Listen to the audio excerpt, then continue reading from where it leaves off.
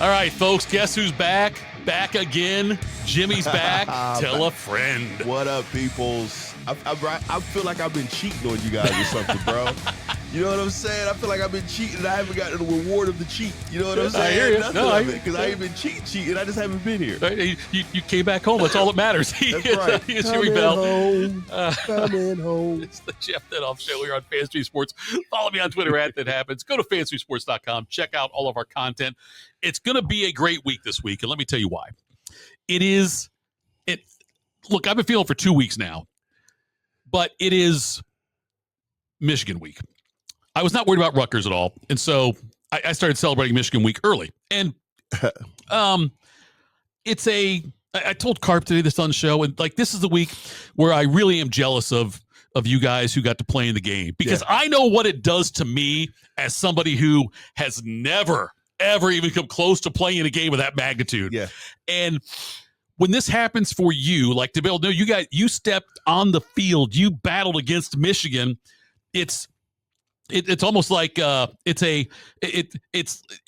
holds you up into a higher spot for Ohio State fans. Oh yeah, that you did this. And I'm curious when Michigan week starts. So now it's Michigan week officially for you, because you guys, AJ Hawk got pissed at me when I told him Michigan week started 2 weeks ago. He said, "Oh no, you got to play the game because Rutgers." Fine, nonetheless, when it gets to Monday here now, do you have memories or feelings that come back about the Michigan game that kind of start hitting you, or is it just like, it's a Michigan game, it's an important game, but like, I know if it's a player who played in the Michigan game, if it hits you differently than other weeks? No, I think first of all, I think athletes remember every goddamn movement of every game anyway, right? And some are a little bit better with understanding that or not. But people have to understand, we're one of the few teams that had high-profile teams that had 2 seasons in a season, right? So we had the regular season, which you always remember. Then our second season was always Michigan, right? Like, period. It was that was it. Now we're in a space where we have like 4 different seasons. We got regular season, you got Michigan, Big Ten championship, and then you got the playoffs, right? And they all have a totally different meaning. And the fact that the Michigan game literally always had a meaning, bro. Sure. It was never just a game. It was one. They say arguably the biggest rivalry in sports, and generally, it's one of the most meaningful games. Yeah. All the time. You see what I'm saying? I bet you if they did some statistics, I bet you we're in the 70 to 80th percentile where that game to one of the teams meant something. There's very few times when both teams just lined up and played and, whatever, let's play, let's have a sand lot and let's whip each other's tail and see who comes out on top. Nah, it was generally something on the line for both teams. So very memorable. Everything about that game was memorable. Yeah, we've talked about this before, back, there was a long time where only one Big Ten team went to a bowl game, and then more than one could, but always the Ohio State, Michigan winner was going to the Rose Bowl, it looked like. And then as it got even later, then it was like, the winner's going to the Rose Bowl, have a chance maybe for the national championship, the theoretical one with the voting, Or it was a huge difference in the bowl games too. Yeah. Like if you win, you're going to the Rose Bowl. If you lose, you're going to like the Blue Bonnet Bowl or something like that. Right. And so you're right. It's always meant something. It went from Rose to Citrus to what other bowl was there? You know what I'm saying? Rose, Citrus, to Gator Bowl, things like that. And what's interesting about this week now, and the fact that the game is still as important emotionally. It is still emotionally important for Ohio State to win this game for Buckeye fans. I'm not saying they have to win it for Buckeye fans. For Buckeye fans, though, it's an emotional game. For me, it goes back to 1977, the first time I'm watching an Ohio State-Michigan game at a Beat Michigan party with a bunch of adults. Back when everyone smoked and drank and didn't care, but watching the game then, and now it's like, though, after this game, you've still got hopefully 4 more games. Listen, bro, a quarter of the season still. So last year was very, very fun and interesting. Yeah, I'm a people, I'm in the people business. So I always paid attention how the reactions, how about the unwarranted reactions, but understandable fan reactions, because the fans, probably even a lot of the coaches and people, administration hasn't caught up to the 4 seasons now. Yeah. So it was Michigan. Even if some of the fans were like, man, we don't deserve to be in the tournament. We don't deserve. I'm like, set your dumb tail down. Who the hell you like? You sound stupid. But what I'm telling people is and you said it perfectly. The meaning behind the Michigan game remains the same. It's not the only meaning anymore. And that's what's hard for people to turn the corner on, is that the regular season has more of a meaning to it than it had before, because Michigan was, even though it was its second season, it was still tied into the regular season, right? Right. So now that season has more meaning to it, and it has its own separate meaning.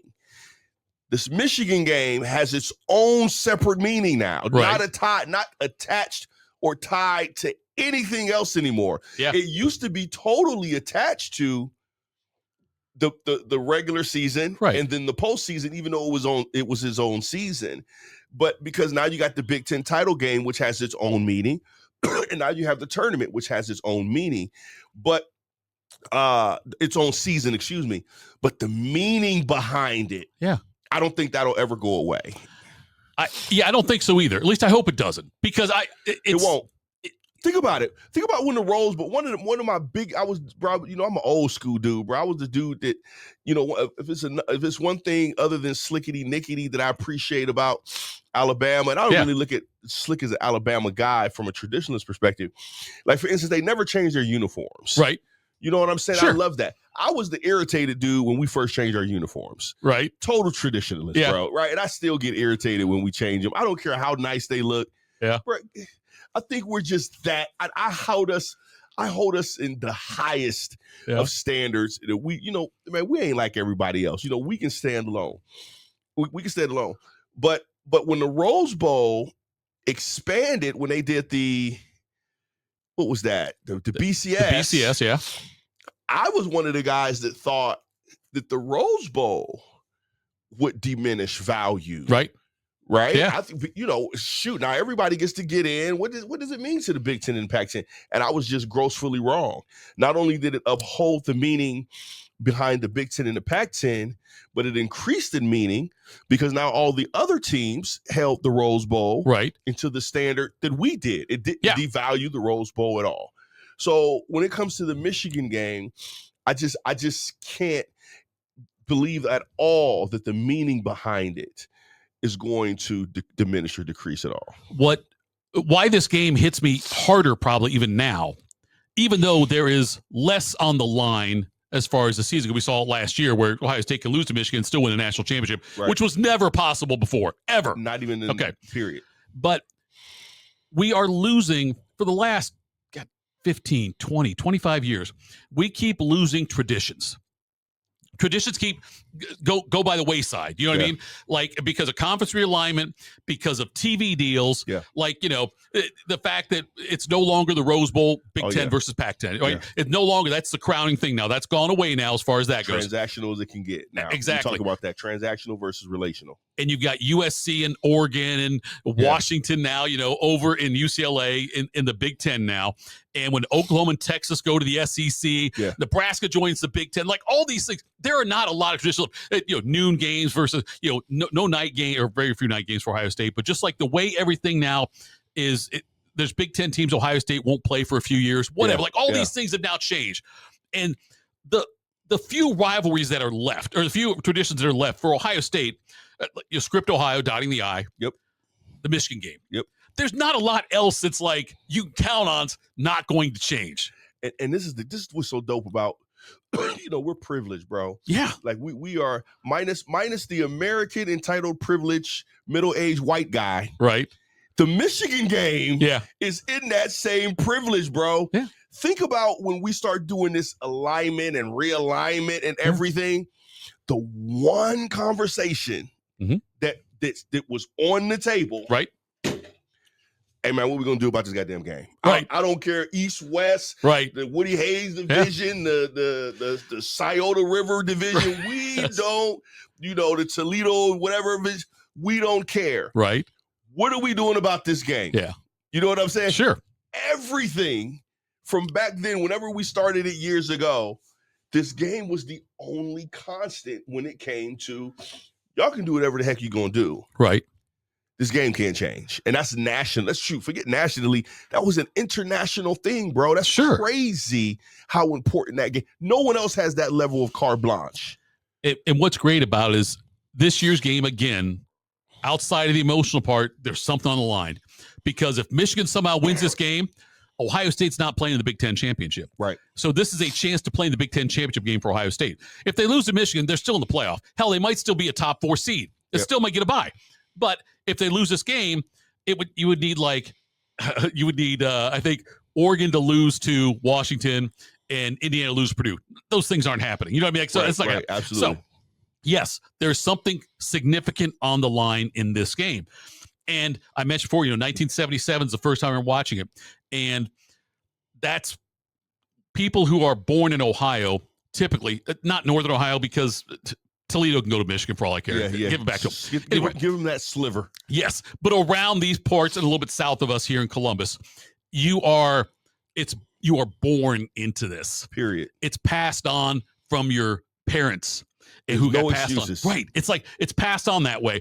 And so that's why it means so much. And I get it. I remember moments watching games, and I can think back and I remember watching Sleesher go around the end to score against Michigan in a 14-9 win in 1981, I believe was what that one was. Maurice Hall getting the touchdown against Michigan when I have all these memories in my head of those games that won't go away. And I say this semi-jokingly to you, but I've said it on the air other times too, is that I think in my life I may have 15 or 20 more of these games before I'm dust. Okay. So everyone means so much to me now. And I say that about this. I don't say it about Thanksgiving. I don't say it about Christmas. I don't say it about my first round of golf for the year. I say it about this. That's how I measure. Okay, maybe I've got, if I take care of myself, maybe I get 20 more of these things, and I can't wait, because that's how I measure my mortality is based on how many more Ohio State Michigan games do I get to watch. Listen, I feel bad for y'all. Excuse me. I feel bad for the fans last year because they had to come to the realization that there was a side chick in the spot. You know what I'm saying? Sure. And the side chick is everything else around the Michigan game. But again, what the fans are going to realize is that the meaning behind the Michigan game, it just can't fade. For some reason, she keeps calling. It's like, baby, I blocked her. Why she keep calling? What you want me to do? She got my number. Get a new phone. How did she get my number? She keeps calling. She won't go away. She won't go away. The meaning behind this doggone game, bro, it just would not go away. And for both teams, even if you consider the fact that, we're very unique because we don't have any other rival games, right? That's it, yeah. We don't have anything. Well, a lot of Ohio State fans, I still don't think they totally understand that Michigan actually has another rival. They claim to, I know. Which is Michigan State. Michigan State, yeah. They talk stuff, and even they try to downplay a little bit the Ohio. But we know how much it means to them, too, because whether they win or lose, they act just like us when we win or lose. Right, yeah. But if it didn't have that much meaning to it, you just get your ass on the plane and roll out. But no, it means everything to you, bro. Right. And that's why this is something about this game, bro. People's lives, it's almost like people's lives are on the line here with this thing, bro. And I look at it, bring the relationship things full go. I think, going back to it, though, I feel like Michigan said Michigan State was a bigger rival to them, just to get a dig at us. I'm looking at myself, you know what? You don't really believe that. But that's my point. You see what I'm saying? Sure. So they are a rival. Right.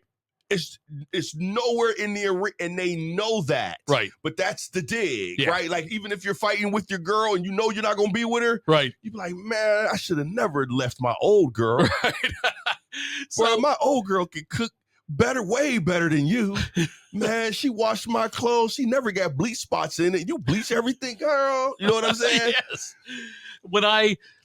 And Buckeye fans hate when I say this, but if Ohio State, obviously under Tressel and Urban, they kept winning all these games against Michigan all the time. I hate that Ohio State's lost the last 4, but if Michigan never wins, the rivalry can die. If Ohio State wins, I think if Ohio State won 40 years in a row, you don't think it would be less? Nope.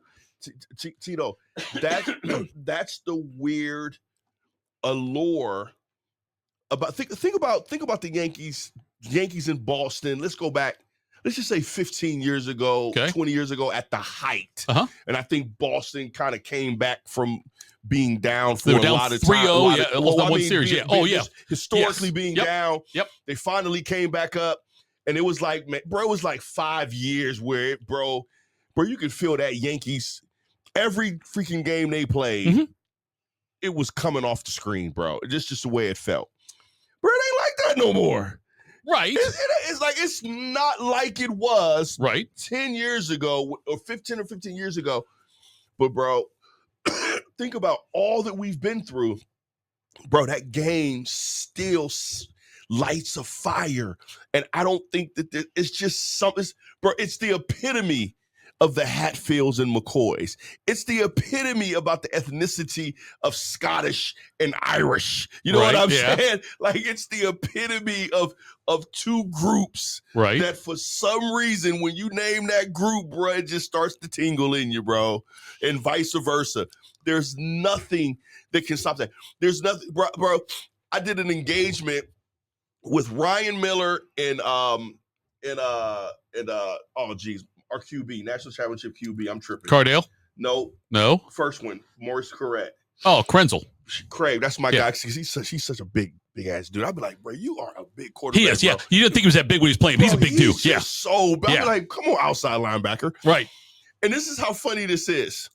They're both giving their bios. You know, I'm a Youngstown boy, Northeastern Ohio. I'm Ohio to the core. Ryan Miller's one of the nicest dudes on earth. But we forget Ryan's from Detroit. Like, he's from right outside Detroit. I know. And he says it, and then I look at him like, you motherfucker. Then he hands the mic to Craig Krenzel, who I totally forgot. Sterling Heights, Michigan. But totally forgot that this kid, and he says the same thing. So I get the mic and said, is anybody here from Franklin County Trojan Services? Because I don't know if your parents are dead or not, but boy, they did a bad job. You two from Michigan? What the hell? So you can't even say Michigan down here without it being elicited to this Ohio State Michigan game terror, bro. Jimmy, how do you get away with how do you get that out of the water, bro? Look, I drove up to Ann Arbor years ago and interviewed for a job with a restaurant chain, a franchisee, and they offered me the job, and I accepted it. On the way back home, I drove through Ann Arbor again. And when I got home, I called them back and said, I'm sorry, I can't accept this. Tito, you feel me? I know. Yeah, it's I don't know what it is. Right. But the consideration is the other side, bro. Yeah. I don't know if it's like that from there to us. Yeah. But it's definitely like that the other way, bro. I would like to. There's no way in hell I could do this because I just don't talk to me during the game.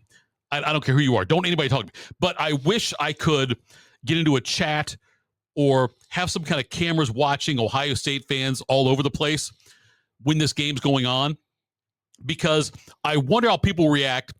Say Sane comes out and throws an interception early. Ooh. Say Michigan takes an early lead. I can't like. I'd like to know the panic on or how Ohio State fans would embrace that. Here we go again. That's what I wonder about. That's my concern. Ohio State, if you take off, if it's not Michigan uniforms, Michigan helmet, okay? If it's another uniform, Ohio State, I'm like, they're going to kill this team. This is like UCLA or Rutgers again. That's what it's going to be.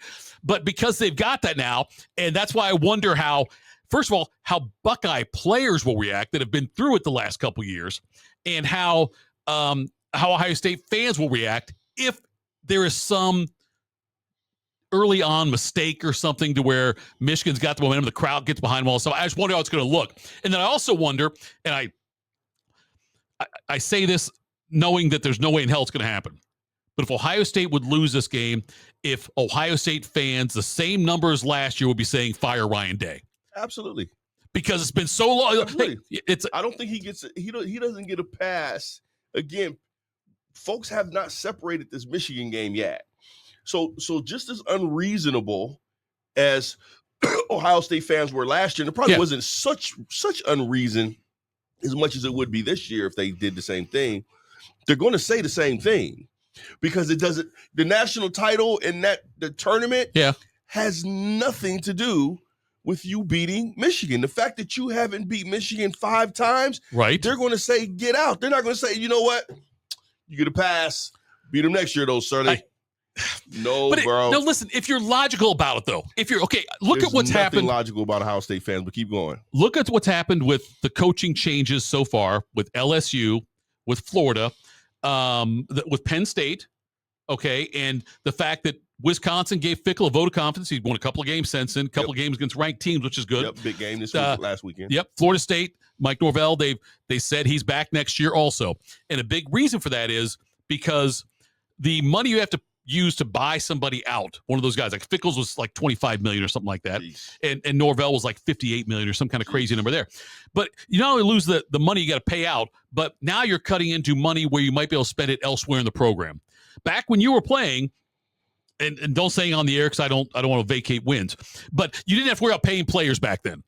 Okay, that was not a separate budget for that. Okay, that was a separate budget for that. I'm saying that now, though, it's like you've got this pool of money. It used to be just to take care of coaches or hire or fire or buy out. Now you got this pool of money. It's for players. It's for facilities. It's for coaches also. And so even if Ohio State lost to Michigan, even if they lost to Michigan and lost in the first round of the playoffs, it would not be smart to get rid of Ryan Day simply because it could think about the guys that are going to leave, the recruits that are going to leave, and there's that kind of stuff. It's like it could set you back. So I'm just saying, like, I don't think there should be a decision made on Ryan Day's future based on this game. Absolutely, you're giving a logical filibuster. I know at the UN to help a genocide in the Congo, and there's 50 delegations, right? And for some reason, you're the only vote for yay. Let's help them. Right. For some reason, the other 49 delegates are like, it's none of our business. Bro, they don't care. I know. That guy, if we lose, you're going to hear the same, I'm talking the same lack of intellect, the same lack of understanding, the same type of lack of logic, right, when it comes to fire Ryan Day. And it'll be worse, bro. You know why it'll be worse? Because it'll be 5. It'll be another loss. You see what I'm saying? I know. It'll be another loss, and it'll be worse. So now the switch that does, the logic switch that keeps my autism clients from not being what most people would call normal, right, doesn't flick. That's what happens to Buckeye fans. So now they're going to say, get rid of him. Get rid of him. We don't care about the national title that we got last year that we said we gave him a pass for. Right. You said that. Get rid of him. I don't care about that. We don't need to go to the playoffs, Big Ten championship. Yeah, we should. People said, we don't deserve it, or they said we should decline. We should listen. Right. Bro, I'm telling you, it'll be worse. If it was hot last year, it's hot in here. He gonna take his clothes. He gonna be butt naked. He already gonna be walking butt naked. Shout out to Nelly. If we lose that game, bro. So, and I'm done talking about losing it because they're not going to lose. They're not going to lose. They're not going to lose. They playing like it. They're preparing like it. What do you think about that, Tito? They're not preparing to lose. They absolutely are. I'm pissed off. Okay. That the homies aren't playing. For what? Unless there's something going on, you always play. Listen, you even play and then take a mofo out. Right. You don't not play them, especially not this year. We're not that type of team. We're not last year. Right. Last year, we were dogs from the first game to the last. We were the best team in the country, undoubtedly, on paper, play like it. Yeah. Why aren't you playing like it? This year's different, bro. And I've said this. This year, the beauty is, I said 2 things. We look like we're all on a string as a team. Yep. And we've gotten systematically better every week. Yeah. We're not that loaded ass team that can roll, that you think could roll your helmet out. No, we're not, bro. We're not that good. We're not that team. So a lot of that stuff, you have mental congruency that you have to consider. And then even the stuff that they did even the way they were calling plays, bro. Right. I'm sitting there like, y'all already preparing to lose. See, but Jimmy, I think though that part of that, I do think they've got enough talent to roll, just go out there and be fine. I think that they strategically did not play at an up-tempo pace all the time. They've played, and I think they're smart about this. The tempo they've played with is much slower than they're used to. We've seen them go up-tempo a little bit here and there, like when they wanted to. Mhm. But if you look at the number of plays Ohio State's run so far this year versus last year, they've got like 2 fewer games they played this year in total number, which I think is strategic on their part. I agree with that. And I think that they, we saw it in the Texas game, very conservative. They want to give Julian Sayin some time to get going now. I think that they now have shown enough to where when they're at full strength, look, they just won without their top 2 wide receivers playing in the game at all. They still covered the spread 142-9 against Rutgers. I think they are good enough to go out there with a B game and still win. Maybe not against Michigan because it's Michigan, but throughout the season, that's what we're talking about. Throughout the season, though, I think, though, that's been okay. But I think that this week you will see a more aggressive play call than we hopefully last year, but certainly in recent months. I think Michigan's secondary is vulnerable, and I think Smith and Tate both play, and it's going to be a much different. Max Claire's been great. One of the things when I look at this year's team compared to last year's team, last year when Ohio State suffered all those losses on the offensive line, right, when they had all these guys get hurt, it forced them to play guys who wouldn't normally get quality snaps. Okay. And by the time they got to the playoffs, you were a much deeper offensive line. Okay. I think this year, with the injuries to Tate and Smith recently, I'm saying, but the injuries, though, have given other receivers meaningful snaps with the ones, not with the twos, with the ones, right? And it also, I think, has forced Ohio State to go to the run game more often early because of the fact they're missing receivers. And so I think that's been good as well. I think you got a lot of receivers who've gotten more reps than they would have because of the injuries. Max Claire looked great this past weekend. I think it's good for him as well. And I think it forced him to be a little more creative with the play calling, but the run games look great. And so I think all those things, injuries suck. I'm not trying to wish injuries on anybody, but it might not be the worst thing in the world that we've had no Carnell Tate the last couple weeks. And why? Because it's going to make these guys ready for now. For what game? Well, for this game and beyond. Okay, I want to get out of you the this Michigan game. Yeah, this game which beyond. means, Right, yeah, no. Which means that's the point, bro.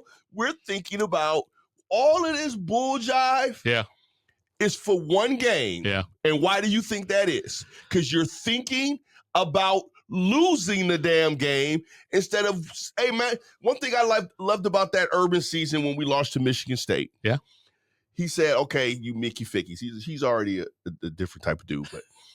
Anyway, let me shut my mouth. He said, Mickey Ficky, no suits, no none of that. Put on your sweats. This is a business trip. We're going to kick some ass. Yeah. And you know what they did? They kicked that ass. They did. You see what I'm saying? Yeah. That's where we always lose to Michigan, bro. They have that attitude, and they always have. I don't know why they have it. Right. I don't know where it's come from. Right. But it always feels like we're trying to beat Michigan. Yeah. And they're always lasting to beat Ohio State. Oh, don't worry about it. We'll win. Yeah. I know. We'll win. And that's the psyche. So what I would have done, and I'm not saying Coach Day's wrong. He's not wrong. That's my guy. I love Coach Day. I would have, now, I don't know what the level of hurt Carnell is. Right. But if they could play and they were hurt, I would have played them, then pulled them. Okay, like start them, get them out there, get some reps. Them, then pulled them, because now the psyche of the team isn't, man, we gotta win this. Right. We gotta such. No, this is what we're doing, bro. We gotta keep the congruency of the consistency of what we've been building. And such, man, them dudes aren't going to put them receivers that haven't played all year. Yeah. We don't need them to. We're a 2-deep team this year. Oh, sure. Yeah. And when I mean 2 deep, we have 2 deep is our 1. Yeah. You feel what I'm saying? Sure, yeah. Very unique. So the guys that don't play, like, they're not going to play anyway. Even if your first teamer goes down, we literally have a first teamer, second teamer. Yes. Yeah. So the guys we talk, I call them the homies. They're not going to play. We're getting them ready for what? They're not playing this year. If such and such gets hurt, than the other guys coming in. It's not.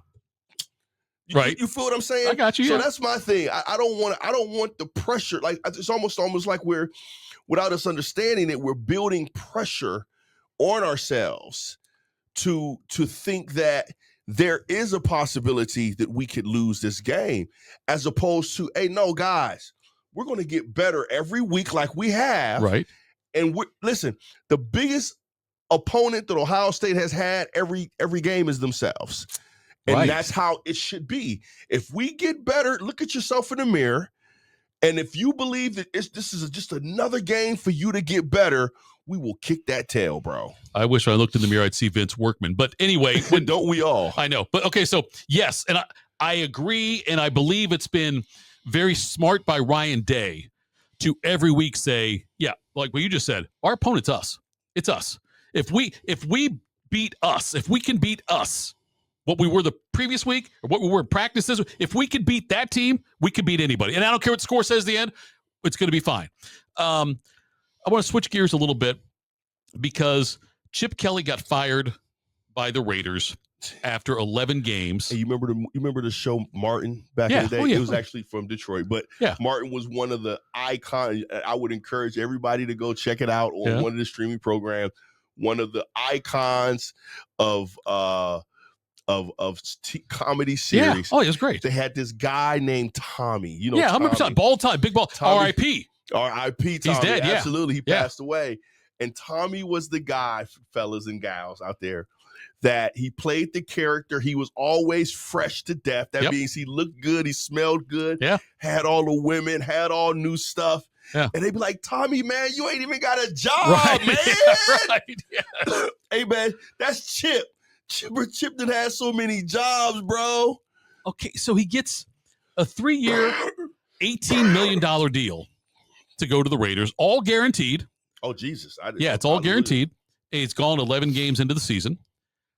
You've got the struggles that Jim Knowles had with Penn State this year. And we hear sometimes, Jimmy, about he's a system quarterback. You know, he's a running back who does well within the system. Like, you know, they set up this, or defensively, this guy does great in that system. He's a system player because of the way that he's put in different positions. Is it possible that, I can't say that Chip and Knowles are system coordinators, but they're playing with less talent now. They were coordinating with less talent. Is it possible that Ohio State's talent and being in Ryan Day's culture, this team's culture, really propped them up? First of all, Chip was not that good with us. People got to listen. You know, I'm gonna be honest. Sure. And I'm not saying this from what I expected out of Chip Kelly and Howard. Yeah, we didn't get that. Yeah, bro, we did not get from the film we got at Kansas State. Right. And the lumping of what we're used to with Chip Kelly. Bro, we got none of that. I'm talking zero. We got no running, no RPOs. We got no long quarterback. Sure. We got none of that, bro. So that was a little weird to me.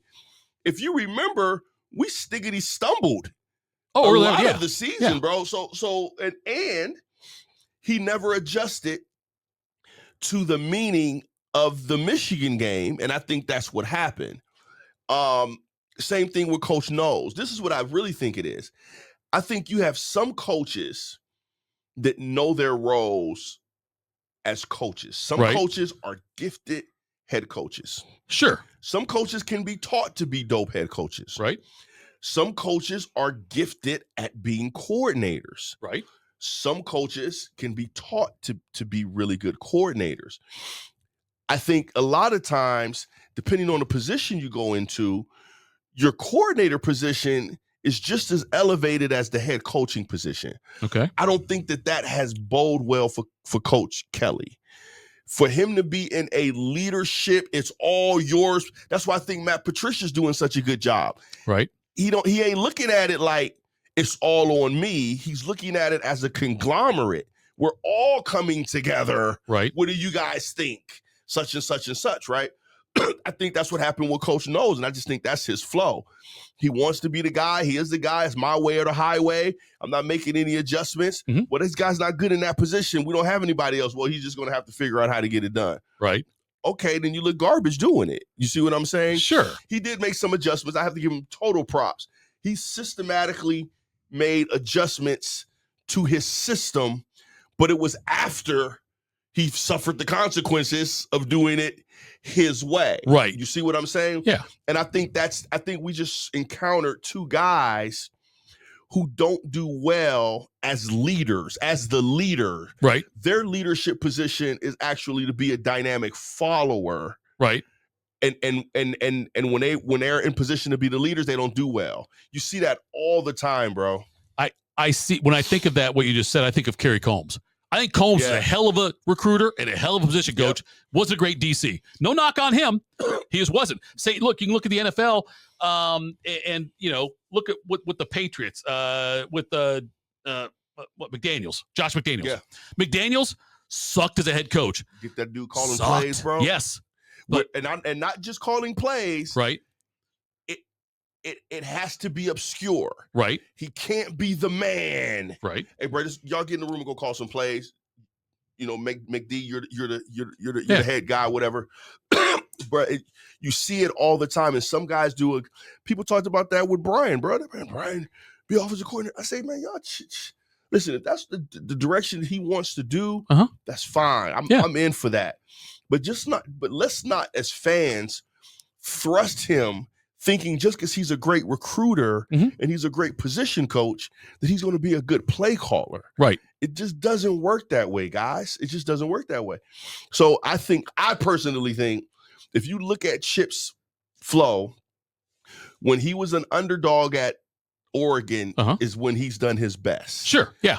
When he was a front runner, he hadn't done well in collegiate ranks. Right. He didn't do well as leadership in the pros with Philly and San Francisco. Yep. And then he came back to college and didn't do well at UCLA, in leadership at UCLA, lifting up homies. Right. And he was, I think he was average. I thought he did really well. I think in the playoffs, we keep bringing it up, but playoffs, it looked like it was just very aggressively, incredibly fulfilling. But I just don't think he's that guy. I think he should be one of the guys in the room, right, instead of the guy in the room. If you look at it with Chip Kelly, it's damn near genius what he pulled off. He went from being a coach who was about to be fired by UCLA, quit before he got fired, came to Ohio State, made another name for himself, and then now gets $18 million in the NFL. Like, brilliant, parlayed into some cheese. But I wonder if it will give Matt Patricia pause. If Matt Patricia probably wants to be in the NFL again someday in some capacity, probably a head coach because he's been a head coach before, had some success at Detroit. I know didn't end well for him, but I wonder though if he looks at this, says, you know what? Look what happened to Chip Kelly. Look what happened to Jim Knowles. They left for money. That's the reason they left. Jim Knowles left for more money, and Chip Kelly left to become the highest paid coordinator in NFL history. That's why they left. And right now, I'm not convinced Jim Knowles will be the DC next year for Penn State. He might get fired also once they bring in a new head coach. He's gonna take his he's gonna be in the SWAC. They ain't even SWAC no more. Right. So I'm just saying, I wonder though, if something like that though, if I'm Matt Patricia and Brian Hartline to some degree, but Brian Hartline, like Hartline's next move will be a head coach somewhere. But if I'm looking at that, I'm thinking, you know what? It might not be the worst thing in the world to be here in this position for a few years. Well, this is just me. And when I watch Coach Patricia, and I know he probably has more of a dynamic personality than any media outlet have shown us through his absolutely through his does. career. Yes, he does. But I think he's a get it guy, and I'm gonna tell you why. He looks very relaxed and he looks very happy, bro. Yes, he is. He is. And I think that's, you on this show, we always talk about relationship and transactions and how Coach Day has done such a dynamic job. I talked about it in our event the other day. Coach Day, this is Ohio State's time. It was Alabama's time. Right. It's now Ohio. This whole money thing, all of this NIL, this transfer portal, this plays right into our wheelhouse. And Ryan Day's the perfect person because he's found a way to keep the tradition ahead of the transaction. And for some reason, and again, I think Coach Patricia sees that. I don't think he needs to be the guy. I think he sees the value in being like, I was scared about Coach Day. I was, bro. Listen, he's an East Coast dude, right? Small school, Mhm. NFL guy, Right? He's young as shit. Never head coach. How long is this dude, good or bad? Just say he blows up. Yeah. How long is he gonna be here? Right. He gonna have 5-6 good seasons and be ghost. Right. Nah, I think he's like, shit. I'll give Coach Saban credit. Yeah. He did try to do what other coaches do. Man, that dude left on the sweet, what's it, this train to Georgia, been on the midnight train. That dude left in the night, bro. He left in the nizzite, bro. Like, I'm talking the last thing the Miami girls and the Haitians and the Cubans saw was his headlights heading west to Alabama. I think Coach Patricia, I think he'll be here, bro. I think I do too. I think he's like, I didn't even know this shit could exist. Excuse my language. I don't think this is pinch me. Yeah. Is this real? Oh man. Hey, babe. He's going to keep recruiting great players too. People going to want to come here. He's going to learn to recruit, bro. Yeah, I know, but it's like Ohio State, look, they damn near recruit themselves. Like, there's not many times in the last few years where I've said, oh man, I can't believe Ohio State missed on that guy. I'm worried. Like, even the guys they lose, okay, I know there's been a few, but take two people. I'll give you a contrast. Yeah. And I'm saying this only because it's come out since Luke has had a tough time. People talk about how Luke doesn't do very well in the homes. Mm-hmm. You get a guy like Coach Saban, who I know he does very well in the homes. Sure. And then you get a guy like Coach Tressel, different contrast from Saban, right? But just does very well in the home. Sure. Bro, I think Matt Patricia's personality is that he doesn't even have to be a good closer. Yeah.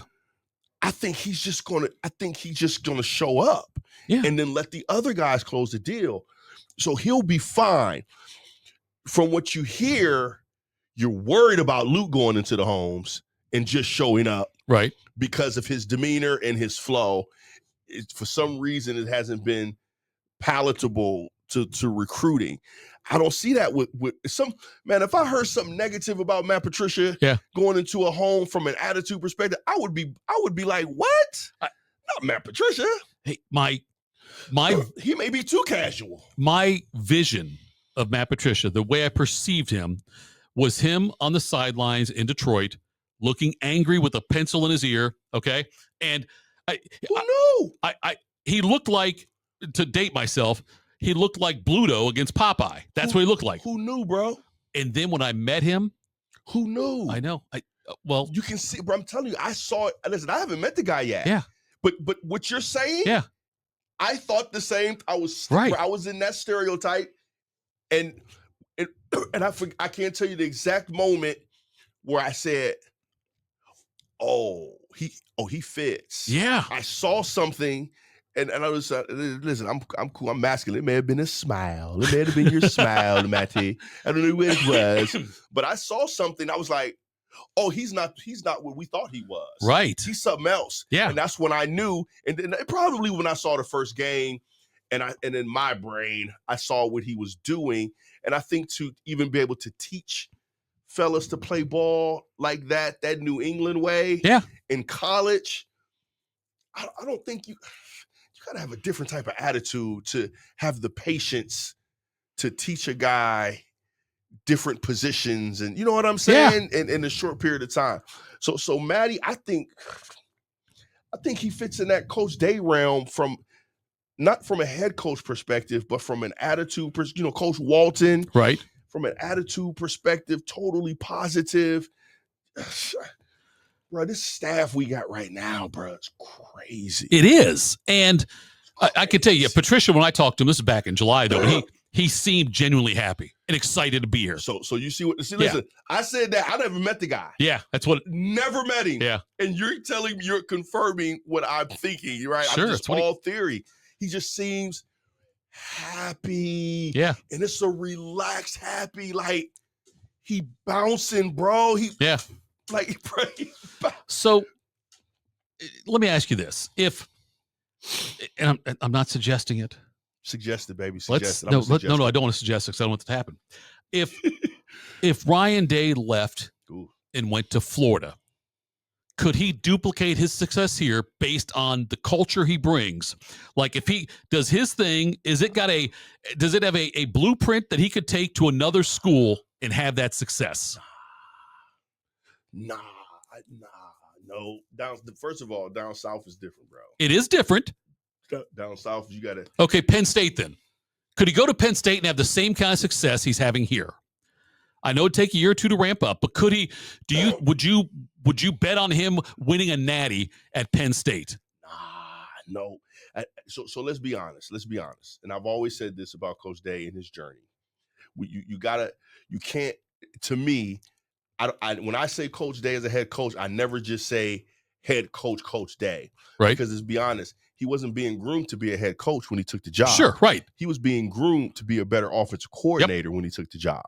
Right? Yeah. So for the first 3 years, he was managing and the expectation of managing Urban's stuff. Sure.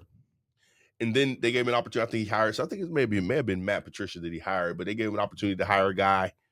And then the next year they had to hire a few. And then it was like the next year when he literally just went on a hiring spree.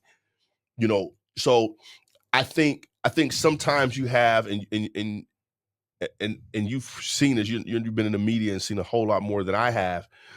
There's sometimes these perfect moments, and without this person, this wouldn't happen, and without this person, this wouldn't happen. I don't look at Coach Day as like this dynamic Nick Saban of a head coach. I look at him being a dynamic Ohio State head coach. Okay. I think the aptitude and the program and the city, the alumni, I think Coach Day fits perfectly in that. Okay. And I think this is his place. I don't look at Coach Day as necessarily, how would he do at LSU? How would he do? I don't know, because he wasn't groomed to be a dope coach. Right. He was groomed to be the best Ohio State Buckeye coach. Yeah. Very similar to Woody. I don't know how Woody would do at another school. Yeah, right. Like, you can't even envision, I don't know. Like, probably wouldn't work. No. Right? Yeah. Coach Day, he's ours, bro. Right. Like, I'm being possessive. Like, he's ours. He is. He was groomed to be us. So I don't know if he would be successful. You take a Dion who hasn't been totally successful at Colorado. A lot of it has to do with his health, and I think whatever, and him not, a lot of these stars don't know how to articulate how to get the motion out of the fellas, right? Yeah. It's just a tough thing to do. But if you was to ask me, if he was totally healthy, if he was to go somewhere else, right? And so I'm like, yeah, he probably could, maybe, because he's that type of coach, right? He's transient. Yeah, he's not just built for one thing. His style, wherever he goes, he's going to get top recruits to come there. That's his style. He'll get people there. Yeah, you see what I'm saying? Yeah, so Coach Day, I'm gonna say I don't know, but I don't see him that way. I don't see him as a Knicks. That's a different animal. Yeah, we've seen like Belichick tries to take a certain way to North Carolina. We've seen other, like Spurrier tried to take his style of play. Yeah, you get me. Like there's some guys think I can bring my style here and be Spurrier's successful. A Gator, bro. If you had a chance to do it again, bro, go off into the sunset, go do some personal engagements, find a church home or something. You know what I'm saying? Right. Yeah. Be in administration, maybe be the next AD. Yeah. Bro, you ain't got nothing else to prove. That's why I love Coach Trust. Trust was honest, bro. I told people that. Trust gonna get another job. I said, man, I just not. Now I know Coach Trust from Youngstown, but that dude ain't gonna get another job. He's not trying to be a football coach. Well, I said, bro, y'all don't know his history. His dad believed, and that's his whole family. We change men, change boys to men. This is our thing. I said he doesn't need to be a coach to do that. Yeah. I said he used coaching as his platform. Right. Other people, Coach Meyer, Coach Herb, he's a coach. Yeah. He's going to have trouble, and he has had trouble not coaching. Right, yeah. So he wants to be a coach. He has an impact in coaching. I don't see Ryan Day as that from I got to coach wherever. Right. It's like, I think he has learned and allowed himself to be groomed to be probably in history the best Ohio State football coach of all time. That's where I think he'll end up, and I think he won't go anywhere. If he goes somewhere else, he'll end up tainting his whole legacy. Folks, this is Monday of Michigan week. I can't wait. We will talk again. Thanks for tuning in, everybody. Thank you, Jimmy. Where can people find your stuff? Hey, you guys know me, all platforms, Jimmie, because we don't know that Y guy. On all platforms. X, though, is the know-it-alls 9095. And follow me on Twitter @FitHappens. Go to fanstreamsports.com, folks. We got a whole week planned to talk about this. I can't wait. You won't be able to shut me up this week. We'll talk next time. This has been the Jeff Thitoff Show on FanStream Sports.